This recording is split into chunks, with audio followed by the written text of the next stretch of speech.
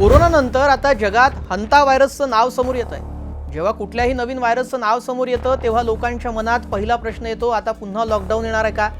जगभरामध्ये काही देशांमध्ये या हंता व्हायरसची प्रकरणं समोर आली आहे। सोशल मीडियावर भीतीचं वातावरण तयार झालंय। काही लोक तर म्हणू लागलेले आहेत हा पुढचा कोरोना आहे का? पण खरंच हा व्हायरस धोकादायक आहे का? तो भारतात येऊ शकतो का? भारतामध्ये याआधी हा व्हायरस आढळला होता का? आणि सर्वात महत्त्वाचं म्हणजे आपल्याला घाबरण्याची गरज आहे का?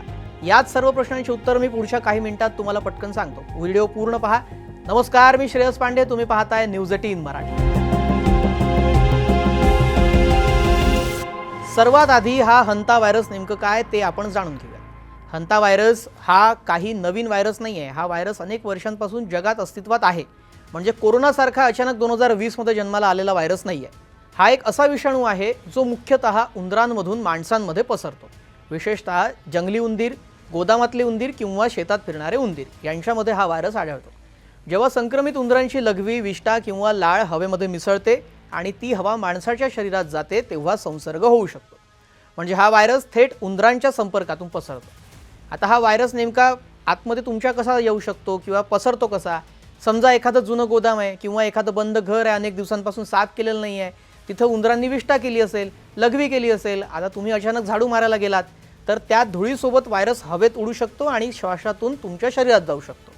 याशिवाय उंदरांनी जर चावलेलं अन्न असेल ते तुम्ही खाल्लं, संक्रमित वस्तूंना हात लावणं, उंदरांच्या संपर्कात येणं यामुळेही संसर्गाचा धोका असतो। तर हा कोरोनासारखा माणसातून माणसात पसरतो का, असं जर तुम्हाला प्रश्न पडला असेल तर उत्तर आहे बहुतांश वेळा नाही। हंता व्हायरस साधारणपणे कोविडसारखा हवेतून वेगानं पसरत नाही। बहुतांश प्रकरणांमध्ये तो फक्त उंदरांमधूनच माणसात येतो। मात्र दक्षिण अमेरिकेमध्ये एंडस व्हायरस नावाचा एक प्रकार आहे जो अतिशय जवळच्या संपर्कातून क्वचित माणसातून माणसात पसरण्याची शक्यता दाखवतो। पण तरीही हा कोरोनासारखा मोठ्या प्रमाणावर पसरणारा व्हायरस नाही आहे। म्हणून सध्या तरी लॉकडाऊनसारखी परिस्थिती निर्माण होण्याची शक्यता नाही आहे। तज्ज्ञांनी याबाबतचं असं अंदाज वर्तवलेला आहे की धोका कमी आहे। या व्हायरसची लक्षणं काय असतात? सुरुवातीला हा साधा ताप वाटतो। सामान्य लक्षणं अशी आहेत की ताप, अंगदुखी, डोकंदुखी, थकवा, उलटी, पोटदुखी, पण काही दिवसांनी परिस्थिती गंभीर होऊ शकते। रुग्णाला श्वास घ्यायला त्रास होऊ शकतो, फुफ्फुसांमध्ये पाणी साचू शकतं, किडनीवर परिणाम होऊ शकतो, रक्तदाब अचानक कमी होऊ शकतो आणि गंभीर रुग्णांमध्ये मृत्यूचाही धोका असतो। मृत्यूदर यात किती आहे बाबा? तर हंता व्हायरस हा दुर्मिळ आहे, पण गंभीर प्रकरणांमध्ये धोकादायक ठरू शकतो। काही प्रकारांमध्ये मृत्यूदर 30 ते 40% जाऊ शकतो, म्हणजे 100 पैकी 30 ते 40 जणांचा मृत्यू। देशांमध्ये काही अशी परिस्थिती दिसलेली आहे। काही देशांमध्ये आरोग्य संस्था आणि व्हायरसकडे गांभीर्यानं त्याचमुळे पाहिलं जात आहे। सध्या कोणत्या देशांमध्ये चिंता वाढली आहे? तर अलीकडे काही देशांमध्ये या व्हायरसची प्रकरणं समोर आलेली आहेत। विशेषतः एका क्रूज शिपशी संबंधित काही रुग्ण आढळले, त्यानंतर जगभरात याची चर्चा सुरू झाली। काही प्रकरणं दक्षिण अमेरिका, अर्जेंटिना, चिली, युरोपातील काही देश, दक्षिण आफ्रिका इथं समोर आले। मात्र जागतिक आरोग्य संघटना म्हणजेच WHO अजूनही याला लो ग्लोबल रिस्क म्हटलेलं आहे। म्हणजे परिस्थितीवर लक्ष ठेवण्यात येत आहे, पण घाबरण्यासारखी महामारी अजून घोषित झालेली नाहीये। भारतामध्ये हा व्हायरस आधी आलाय का? तर उत्तर आहे हो। भारतामध्ये याआधी हंता व्हायरस सारखे काही प्रकरणं हे संशोधनामध्ये समोर आलेले आहेत। विशेषतः दक्षिण भारतात आणि काही ग्रामीण भागांमध्ये उंदरांमधील हंता प्रकाराचे विषाणू आढळल्याचं अभ्यासात समोर आलं होतं। मात्र भारतात मोठ्या प्रमाणावर उद्रेक किंवा महामारी झालेली नाहीये। म्हणजे भारतात हा व्हायरस पूर्णपणे नवीन नाहीये, पण तो मोठ्या प्रमाणावर पसरल्याची नोंदही नाहीये। भारतीय हवामान, आरोग्य व्यवस्थेची तयारी आणि कमी मानवी प्रसार यामुळे परिस्थिती नियंत्रणात राहिलेली आहे आधी। भारतात हा व्हायरस आता येऊ शकतो का? तर आजच्या जगात कोणताही व्हायरस एका देशातून दुसऱ्या देशात सहज जाऊ शकतो।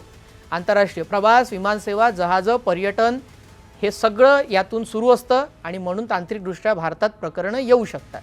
पण सध्या तरी भारतात मोठा धोका असल्याचं कुठंही अधिकृत संकेत नाही आहे, कारण हा व्हायरस सहजपणे माणसातून माणसात पसरत नाही। बरं, कोणत्या लोकांना याचा जास्त धोका आहे? हा व्हायरस सर्वसामान्य लोकांपेक्षा काही विशिष्ट लोकांसाठी जास्त धोकादायक ठरू शकतो। उदाहरणार्थ शेतकरी, गोदामचे कामगार, साफसफाई करणारे कर्मचारी, जंगल परिसरात काम करणारे लोक, उंदरांचा प्रादुर्भाव असलेल्या भागांमध्ये राहणारे लोक यांनी विशेष काळजी घेण्याची गरज आहे। आता सर्वात महत्त्वाचा भाग, काळजी काय घ्यावी? तर घाबरण्याचं कारण नाहीये, काळजी घ्या। घर आणि गोदाम स्वच्छ ठेवा, उंदरांचा वावर होणार नाही याची काळजी घ्या, उंदरांची विष्ठा थेट हाताने साफ करू नका, मास्क आणि हातमोजे वापरा, बंद खोली साफ करण्याआधी हवा खेळती करा, अचानक झाडू मारू नका, अन्न झाकून ठेवा, उंदरांनी चावलेलं अन्न खाऊ नका, ताप आणि श्वासाचा त्रास असल्यास डॉक्टरांकडे जा, विशेषतः उंदरांच्या संपर्कानंतर अशी लक्षणं दिसली तर दुर्लक्ष करू नका, लगेच त्यावर उपाययोजना करा. सोशल मीडियावरच्या अफवा किती खऱ्या आहेत?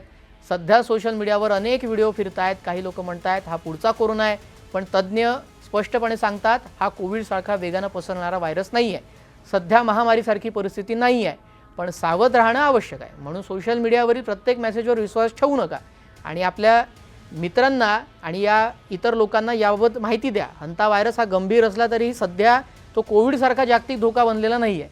भारतासाठी सध्या घाबरण्यापेक्षा जागरूक राहणं महत्त्वाचं आहे. स्वच्छता, उंदरांपासून सावधगिरी आणि योग्य माहिती याच या व्हायरसपासून बचावाच्या सर्वात मोठ्या गोष्टी आहेत.